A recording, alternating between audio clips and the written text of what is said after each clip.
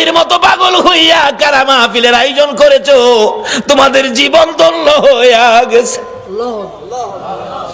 হযরতে ওয়াসকুরনি চলে গেলেন, আমার নবী বাড়ির সামনে দাঁড়াইয়া চোখের পানি ছেড়ে দিলেন। তোরা কে, কোথায় রে? আমার ওয়াসকুরনি আসছিল, তোরা বসতে দিলি না। লোকেরা বলেন, হুজুর কেমনে জানেন আসছিল? তোরা কথা জিজ্ঞাস না রে, আমার ওয়াসকুরনির চোখের পানির গন্ধ জমিনে পাওয়া যায়। যেই নবীর ভালোবাসার চোখের এক ফোঁটা পানির দাম আল্লাহর আরশের চাইতেও বেশি। যেই নবীর ভালোবাসার একটা ফোঁটা চোখের পানি যদি কারো জমিনে পড়ে, তার জন্য জাহান্নামের আগুন হারাম হইয়া যায়। ওয়াসকুরনি আসছিল, তোরা বসতে দিলি না, আমার ওয়াসকুরনি চলে গেল রে।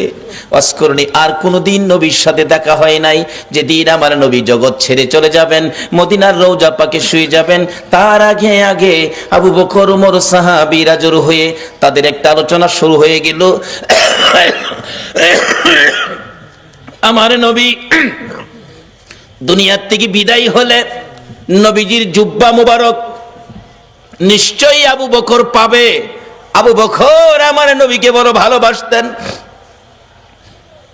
আরেকজন বলেন না, আবু বকর পাবে না, সম্ভবত মেয়ের জামাই হযরতে আলী রাদিয়াল্লাহু তাআলা আনহু পাবেন। আরেকজন বলেন না, উমর পাইতে পারেন। আরেকজন বলেন উসমান গনি বহু টাকা খরচ করেন, বহু দান করেন, নবীর ভালোবাসায় উসমান গনি পাবেন। এইভাবে আলোচনা শুরু হলে অনেকে মিলে আমার নবী উপস্থিত। কি নিয়ে তোমরা আলোচনা সমালোচনায় বসেছো? হুজুর ভাবতেছিলাম আপনার বিদায় পরে আপনার জুব্বা মুবারক ভাগি জানি কে হয়ে যায়।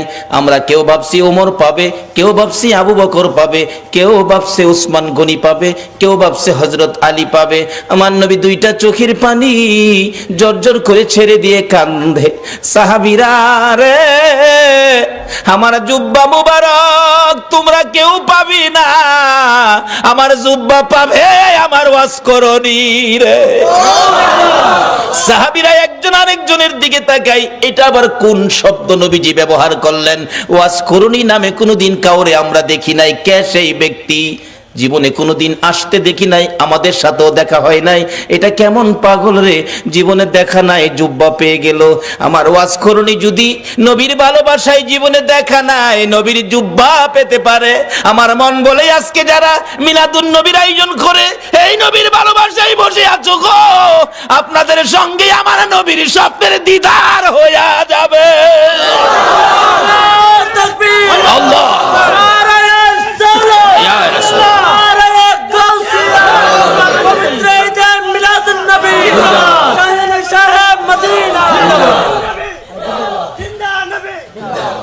বাবারা ভাইরা, হযরতে ওয়াসকুরনির জন্য আমার নবী জুব্বা বাজেট করেছে না দেখে ভালোবাসায়। আমরাও তো না দেখে ভালোবাসায় বসে আছি। আজকে কি আমাদের নবী আমাদের জন্য একটা বাজেট কি নবী দিতে পারে না? নবী যে বাজেট করতে পারে এই বিশ্বাস কি আপনাদের আছে? এটা কি মানেন? তাহলে আসেন, অনেক সময় আবার অন্যজনে প্রশ্ন করে বসবে এটার প্রমাণ কি নবী যে বাজেট দিতে পারে। বাস্তবে আসেন, একটা মদিনার ঘটনা। মদিনায় একটা নবীর আশিক ছিল। নবীর আশিকটা নবীজির রওজা পাকের পাশে পইরা থাকে, খায় না। মানুষে কয় তুই খাইতি না, মইরা যাবি তো? কয় খাইতাম না। কেন খাইতি না? যে নবীর বাড়িতে আইছি, নবী যদি খাওয়ায় তাইলে আমি খাবো, না হয় মইরা যাবো, খাইতাম না। রোজার পাশে বইটা রয়েছে। নবীজি স্বপ্ন যুগে একদিন বললেন, এই পাগল, তুই যে পাগলামি করতেছস, আমি খাওয়াইলে খাইবি, এখন কি আমার চুলায় কি রান্না হয়? পাগল কয় রান্না টান্না বুঝি না, আপনি খাওয়াইবেন খামু, না খাওয়াইলে মরে যাবো। কি করব? নবীজি একদিন স্বপ্ন যুগে এসে দুইটা রুটি, নবী পাক স্বপ্নে দুইটা রুটি দিয়ে গেলেন। আচ্ছা বলুন, নবীজির স্বপ্ন কি স্বপ্ন না বাস্তব? বিশ্বাস করেন? তাইলে আপনি ইমানদার। যেই নবীর ওই রকম এক একজন ইমানদারের জন্য 10টা পৃথিবীর সমান একটা জান্নাতের বাজেট। নবীজির স্বপ্ন কি স্বপ্ন না বাস্তব? যদি কেউ নবীজিকে স্বপ্নে দেখেন, কোনো সন্দেহ নাই সরাসরি নবীকে দেখছেন। কারণ নবীর সুরত ইবলিশ ধরার ক্ষমতা নাই। দুইটা রুটি নবী দিলেন। অনেক সময় স্বপ্নে আমরাও তো কিছু পাই, কিছু খাই, এরকম হয় না? হয় না? এক বেচারা স্বপ্নে দেখে চিকন চাইলের পোলাও, দেশি চাউল, দেশি মুরগির রান দেওয়ার আগে হাই খাইতাছে, স্বপ্নে খুব খাইতাছে। এবার যে মুরগির রানের তে গুস্ত ছুড়াই তো টান দিছে না, হাত গিয়া বাড়ি অলনি না হ লাগছে, বাড়ি অলনি তো চিল্লানি মারছে, আমারে মাইরা লাইছে রে, মাইরা লাইছে চিল্লানিতে, কিন্তু হ্যার ঘুম ভাঙছে। ঘুম ভাঙছে পরে কই কি হয়েছে, কি হয়েছে? কই তুমি আমার নাক ভাঙ্গা লাইছো। ওই দেখ নাক ভাঙলে ভাঙছে, যে একটা খাউন খাইছি। বাড়ি অন্য কই আমি পাশে এত খাউন খাইলে আমারে কইলা না কি খাইছে একটু দেহি। তাড়াতাড়ি করে বাতি জ্বালাইছে, বাতি জ্বালাইয়া দেহে খাতা ছিঁড়া মুহ দিয়া থুই রাখছে। আমরার স্বপ্নের খাউন হইলো খাতা ছিঁড়া। বলুন নবীজির স্বপ্নে দেওয়া কি খাতা ছিঁড়া? আসুন না সেই নবীর পক্ষে যাই। আল্লাহু আকবার বলুন। ওই আশিক বলেন, পাগল বলেন, আমি 2 রুটি পাইয়া স্বপ্নেই খাইতে শুরু করলাম। খাইতে খাইতে 1.5 রুটি খাইলাম। অর্ধেক রুটি হাতে আমার ঘুম ভেঙে গেছে। ঘুম ভাঙ্গার পরেও দেখি আল্লাহর কসম, নবীর দেওয়া স্বপ্নের রুটির 1.5 রুটি খাওয়ার পর অর্ধেক রুটি এখনো আমার হাতের মধ্যে আছে। বলুন এই নবী এখনো উম্মতের কিছু দেওয়ার ক্ষমতা আছে কিনা? তাহলে আসুন সেই নবীর পক্ষে যাই, সেই নবীর দেখানো রাস্তাটার মধ্যে দাঁড়াই, তাহলে পাবো। নবীকে স্বপ্নে দেখলে এটা বাস্তব। একজন আল্লাহর ওলি, নামটা আমার খেল নাই, খেলে আসতে বসবো। উনি স্বপ্নে দেখে নবীজির সামনে বসা, নবীজি এভাবে দাড়ি মোবারকে খাওয়াইতেছেন। এমন সময় একখান দাড়ি মোবারক ভাঙ্গা জমিনে পড়ে গেছে। ওই আল্লাহর ওলি কই হাই হাই, নবীজির দাড়ি মোবারক জমিনে। তাড়াতাড়ি করে হাতে ধরে মুঠ করে মুঠের মধ্যে নিয়ে আসছেন। ওনার ঘুম ভেঙে গেছে, দেখে ঘুম ভাঙার পরও হাতের মুঠ বন্ধ।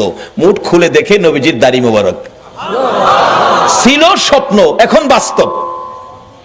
হাই হাই, নবীজির দাড়ি মোবারক কই রাখবো, কোথায় রাখবো? জায়গা, ভালো জায়গা কই আছে? এখন না পায়া মাথার টুপির মধ্যে দিয়া সিলাই করে মাথায় রাখে। ওই আল্লাহর ওলি বলেন, নবীজির দাড়ি মোবারক আমার মাথায় থাকার কারণে দিনের বেলা রৌদ্রের মধ্যে রাস্তায় বাহির হলে মেঘের টুকরা এসে আমার মাথার উপর ছায়া দিত।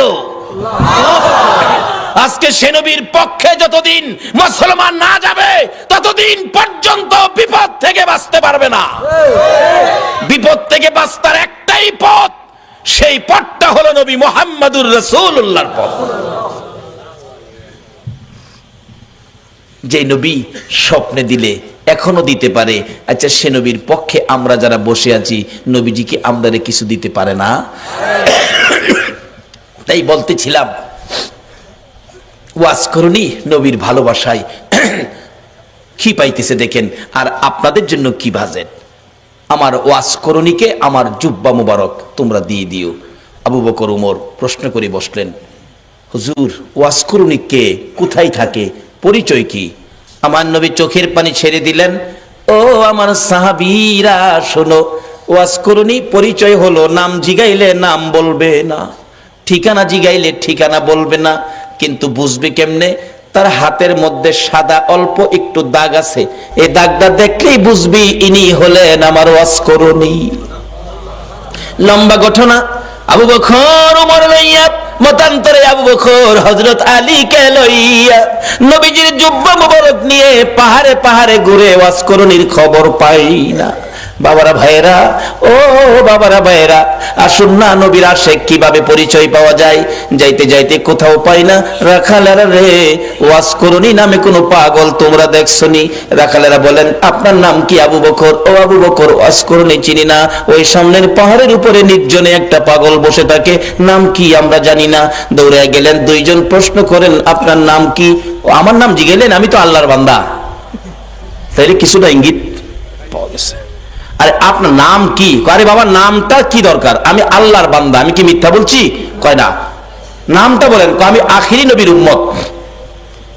এমনি ওমর থাপা দিয়ে ডাইনে হাতে ধরছে, যে ডাইনে হাতে ধরেছে ওয়াজ করুনি চোখের পানি ছেড়ে দিয়ে চিৎকার মারছে, ওমর, আবু বকর রে, নিশ্চয়ই তোমরা আমার আখিরি নবীর খবর নিয়ে আইছো। আমার আখিরি নবী ছাড়া আমার এই গোপন খবর কেউ জানে না।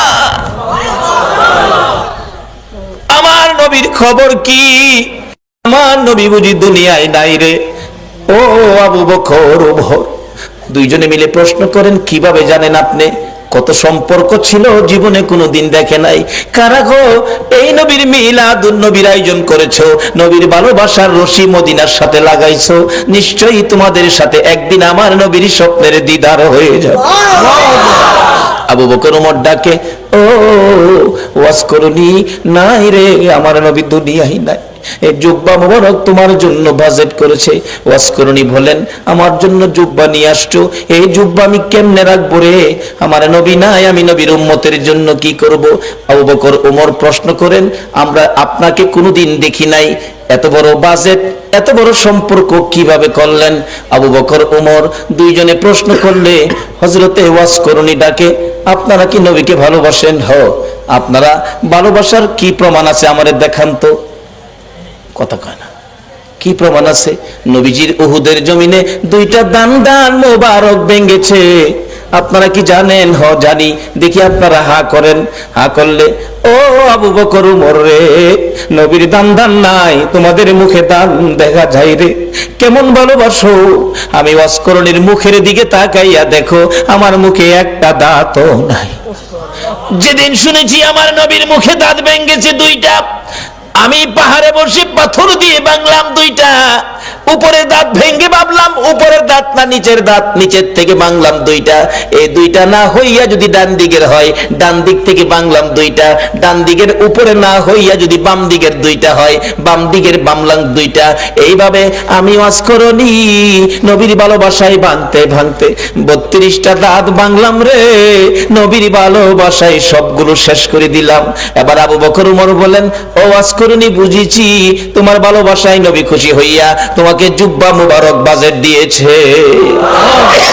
ওয়াজ করনি জীবনে কোনোদিন আমার নবীর দেখা পায় না। এত দূর থেকে যদি ভালোবাসাই নবী পাকের জুব্বা মুবারক পাইতে পারে, আমরা বাংলার জমিন থেকে সত্যিকার অর্থে নবীর ভালোবাসা দিলে আমরা কি নবীর দিদার পাইতে পারি না? বাবারা, কোন নবী? যেই নবীর কথা মানার জন্য আমার আল্লাহ বলেছে কবরে যাওয়ার আগে মুসলমান হও। মুসলমান কিভাবে হবেন? কোন কায়দায়, কোন আদর্শে মুসলমান হবেন? আল্লাহ বলেছে তোমরা আমার নবীর কথা মানো। কোন নবী? যেই নবী সকল সৃষ্টির জন্য রহমত। এখন এই নবীর কথা আপনারা মানা দরকার আছে কিনা? তাহলে কবরে গিয়ে পাইবেন খাউন, আর যদি না মানেন কবরে গিয়ে পাইবেন আগুন। কিভাবে আগুন, কিভাবে খাউন? আসুন আমি অল্প সময়ের মধ্যে এটা শেষ করতেছি, আপনাদের কষ্ট হইতেছে না তো? খাউন আর আগুন। নবীর কথা মানলে খাউন, না মানলে আগুন। মানলে আবু বকর, না মানলে আবু জাহেল। মানলে জান্নাতি, না মানলে দুজুকি। সহজ ওয়াজ। নবীর কথা মানবেন। আল্লাহ বলছে, আল্লাহর কথা রাইখা নবীর কথা মানতে রাজি আছেন? নবীজি একটা চিঠি নবীর পক্ষ থেকে আসছে আমাদের কাছে। নবীর একটা চিঠি আপনাদের সামনে দিলাম। প্রথম চিঠিটা হলো কাফা বিল মাউতি ওয়াইজান। রাসূল বলছে একটা ওয়াজ যথেষ্ট, তুমি তোমার মৃত্যুর কথাটা স্মরণ করো। আচ্ছা, আমরা যে মরতে হবে এই কথাটা কি রাইট? আল্লাহ তো বলছে, নবীও বলতেছে। আচ্ছা, মরার পরে যে কবরে যাবেন, কবরের জন্য কি কোনো রোজগার করছেন? বাড়ি গাড়ি কত কিছু করলেন, এগুলি যে রোজগার করে বাড়ি টাড়ি করলেন, কবরে যে যাবেন কবর রোজগার কি লইছেন? বাবারে, যত সয় সম্পদ আছে, ময়রা দেখেন না, ময়রা দেখেন, যত সয় সম্পদ আছে আপনার মৃত্যুর পরে আপনার ছেলে মেয়েরা বাট করে নিয়ে যাবে, আপনারে একটা টাকাও দিবে না। ময়রা দেখেন না, এত কথা যে ময়রা আবার সাম কেমনে, এত কতই। আসুন তাহলে একটা বাস্তবতায় যাই। এক বেচারা ময়রা দেখছি, এক বেচারা শুনছে কবরে গেলে আযাব হইব। হ্যাঁ, কই একদিন ময়রা দেই কবরে গিয়া, জীবিত বেড়া কবরে গেছে, নিজেই কবর কুইরা রাত্রে কবরের উপরে দিয়ে সানি দিয়া ভিতরে বই রইছে, কি আযাব হই দেখতো। ওয়ারেন্টের আসামি ধরতে পুলিশ যাইতেছিল, দারগা সাহেব যাইতেছে, দুই পুলিশ লইয়া এই যে রাস্তার কিনারে ফাও গেছে গা এই হের কবরের ভিতরে গেছে, পরে এমনি আমজাদা ধরছে। পুলিশ ডাকতেছে, স্যার স্যার বিপদ দি কিছে টর্চ লাইট লই আইন। টর্চ দেহে বাঙ্গা কবর পাও গেছে, দেহে ভিতরে এক বেড়া বসা। হেরে মাথার চুলো ধরে টাইন্ডা শেষরায় তুলছে। কিরে কি স্যার কবর বলে আজাব হইব, মৌলবীরা কয় এলেগে কবর বসলাম, দেখলাম কি আজাব হয়। কই আজাব নাই তো, খালি পুলিশে ভাড়া মারে।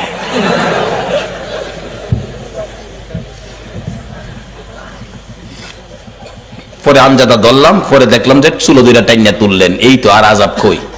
পুলিশ 2-3 বাড়ি ফুটকির মধ্যে দিচ্ছে। ফাতলামি করতে আর জায়গা ফাস্তা যা বাড়ি। সকালবেলা মানুষ দেখছি মৌলবীরা যে কই কবর আজাব দেখতেছি, ফইলা এক পুলিশে ভাড়া মারে। পরে আরেকটাই চুলো দুইটা টাইনা তুলে, আরেকটাই 2টা ফুটকিত বাড়ি দেয়। এরপরে যা বাড়ি এখন আচ্ছা আসলে কি কবর আযাব এটা? এই বেটা মরার আগে মইরা দেখছি। ও যুবক, কবরের আযাব পাকিস্তানের ঘটনা। 91 সনে মাসিক পত্রিকার খবর। একটা যুবক মৃত্যু হলে পীর দুহা কবরস্থানে তাকে দাফন করার জন্য কবর কুড়ে লাশ নিয়ে গেছে, যা দেখে কবরটা বন্ধ হয়ে গেছে। অর্থাৎ কবরে বুঝাইতেছে তোর মতো পাপীকে আমি রাখবো না। 91 সনের মাসিক পত্রিকার। ইমাম সাহেব ছিলেন আল্লাহর ওলি মানুষ। আল্লাহর ওলি আছে না দেশে? এখন তো ওলিদের মর্যাদা নাই, এখন ওলির দরকার পড়ে না, এখন ওলির কোন প্রয়োজন পড়ে না, যে যুগ পড়ছে। আবার মাঝে মাঝে দেখি পড়ে, যখন বন্যায় সারা দেশ পানির নিচে নাইগা, তখন দেখছি রেডিও সেন্টারে গান দেয়, ওলি আল্লাহর বাংলাদেশ, কয় না, শহীদ গাজীর বাংলাদেশ, তাদের হস্তে রহম করুন আল্লাহ। এই লজ্জা করে না তাদের হস্তে তাদের দোয়া যে দাও? বিপদে বললে বুঝি ওলি দরকার পড়ে, এরপরে ওলি লাগে না।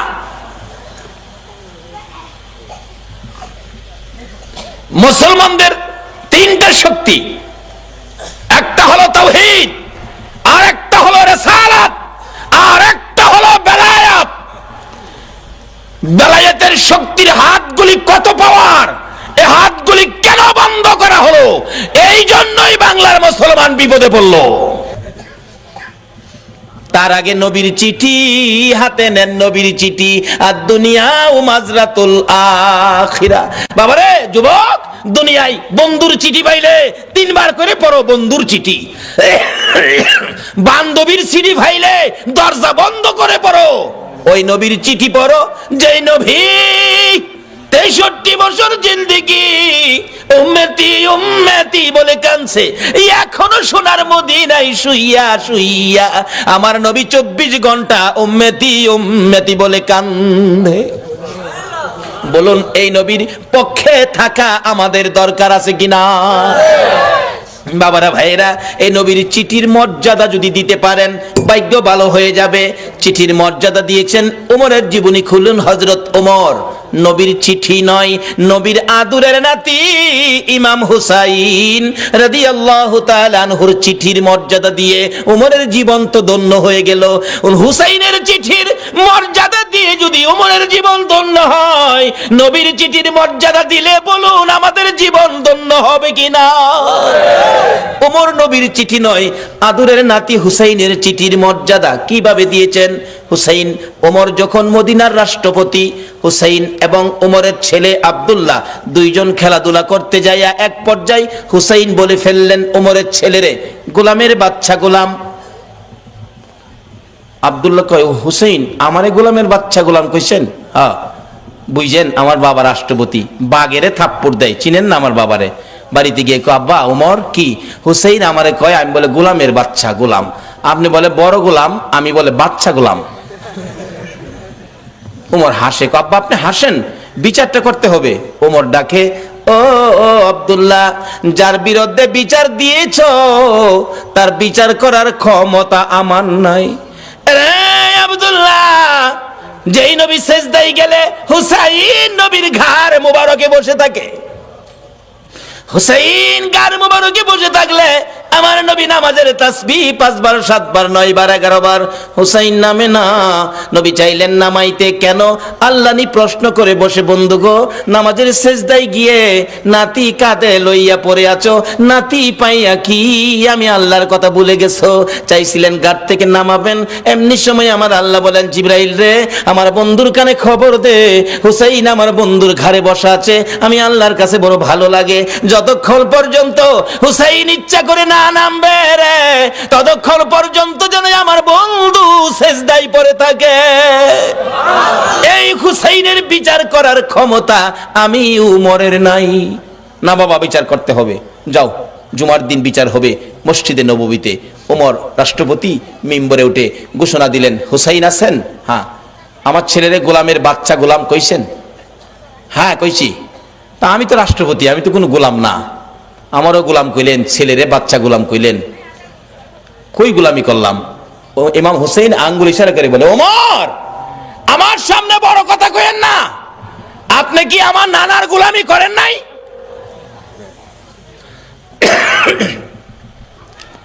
ওমর দুইটা চোখের পানি গাল বেয়ে বেয়ে জর্জর করে ছেড়ে দিলেন। মসজিদে নববীর মুসল্লিরা রে, তোমরা কি শুনেছো হুসাইন আমাকে কি বলছে? শুনেছি। আমি বলে নবীর গোলামি করেছি। হ্যাঁ।